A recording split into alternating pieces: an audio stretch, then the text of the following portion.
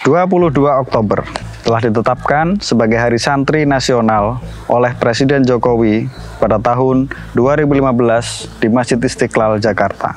Penetapan ini dimaksudkan untuk meneladankan semangat jihad kepada para santri tentang keindonesiaan yang digelorakan oleh para ulama. Hari Santri Nasional menjadi hari yang membanggakan bagi para santri di seluruh Indonesia.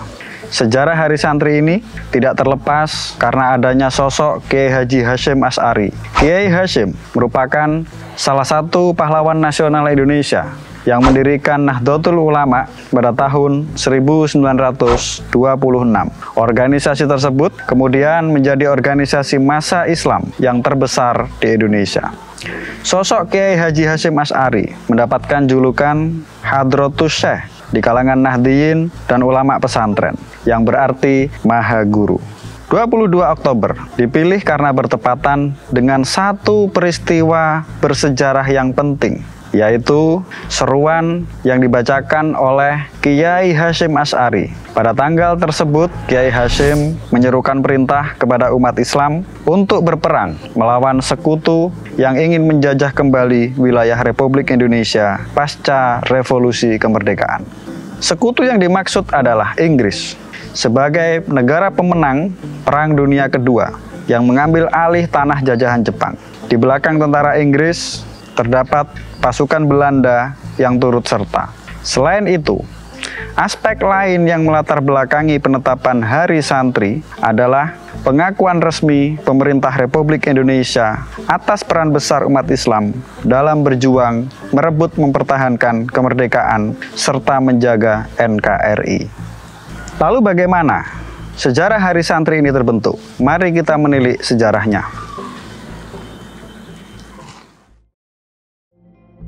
Hanya beberapa pekan setelah proklamasi kemerdekaan, orang-orang di sekitar Surabaya menyadari bahwa Nika Belanda datang bersama tentara sekutu untuk kembali berkuasa di Indonesia.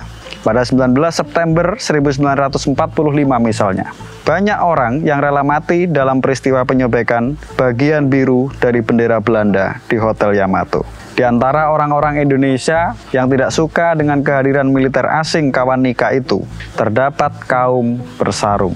Mereka adalah para santri dari pesantren-pesantren tradisional yang berafiliasi dengan Nahdlatul Ulama. Orang-orang pesantren itu di masa-masa selanjutnya kurang diungkap dalam sejarah revolusi Indonesia. Pelajaran sejarah perjuangan bangsa atau yang kita kenal sebagai PSBB yang disusun oleh rezim Orde Baru pada pertengahan 1980-an tidak memberi banyak tempat untuk perjuangan kaum santri. Narasi besar era revolusi dalam pelajaran itu didominasi oleh peran tentara. Sebelum datang Brigade 49 Divisi India Tentara Inggris yang dipimpin oleh Brigadir Jenderal Malabi, kalangan santri merasa tentara asing akan datang dan perang tak bisa dihindari. Di Surabaya yang panas, pada tanggal 21 dan 22 Oktober 1945, para kiai dan wakil-wakil cabang NU di seluruh Jawa dan Madura berkumpul. Mereka menyatakan diri bahwa berjuang sebagai jihad atau perang suci. Mereka mantap berdiri di belakang Republik Indonesia. Setidaknya waktu itu Kiai Wahid Hasyim, putra dari Kiai Hasyim Asy'ari, adalah Menteri Agama Republik Indonesia sejak September 1945. Kiai Hasyim sendiri merupakan ulama besar yang punya pengaruh sejak zaman kolonial hingga pendudukan Jepang. Dalam pertemuan itu lahirlah apa yang kita kenal sebagai resolusi jihad. Dampak besar resolusi jihad bahwa umat dan ulama di banyak tempat punya hasrat yang besar untuk menegakkan agama Islam dan mempertahankan kedaulatan Republik Indonesia. Niat itu tertuang dalam pertimbangan resolusi jihad bahwa mempertahankan dan menegakkan negara Republik Indonesia menurut hukum Islam termasuk sebagai kewajiban bagi tiap-tiap orang Islam.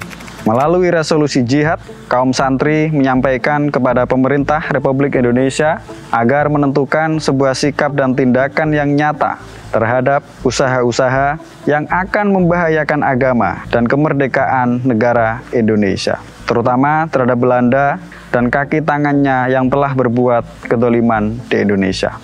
Sebelum Oktober 1945 berakhir, pertempuran melawan Jepang sudah terjadi di beberapa tempat selain di Surabaya. Kaum santri punya milisi yang bernama Hizbullah yang dilatih secara khusus oleh militer Jepang. Mereka juga ikut berperang melawan tentara asing. Meskipun dari mereka tidak punya pasukan yang mempunyai kemampuan tempur setara dengan tentara Jepang. Setidaknya mereka memiliki pemuda-pemuda yang siap bertempur yang dilatih selama masa pendudukan. Meskipun tidak sedikit dari mereka yang bersenjatakan jimat dari kiai. Peran Hizbullah sangatlah penting di masa revolusi. Resolusi jihad punya dampak besar terutama di Jawa Timur. Pada hari-hari berikutnya, ia menjadi pendorong keterlibatan banyak umat Islam untuk ikut serta dalam pertempuran 10 November 1945 yang kita peringati sebagai Hari Pahlawan.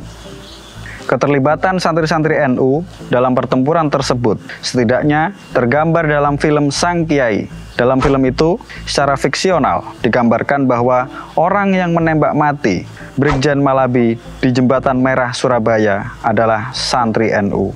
Kematian Malabi inilah yang bikin marah tentara Inggris dan kemudian meletuslah pertempuran 10 November 1945.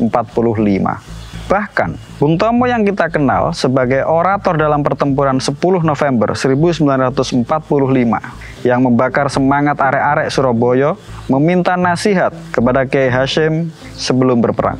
Setelah peristiwa pertempuran 10 November, resolusi jihad terus disuarakan. Dalam Muktamar NU pada Maret 1946, Kiai Hasyim kembali menggelorakan semangat jihad di hadapan para peserta muktamar. Kiai Hasyim mengatakan tidak akan tercapai kemuliaan Islam dan kebangkitan syariatnya di dalam negeri-negeri jajahan. Jadi, syarat tegaknya syariat Islam adalah merdeka dari penjajah asing. Eksistensi penjajah dianggap Kiai Hasyim akan menyulitkan penegakan syariat Islam.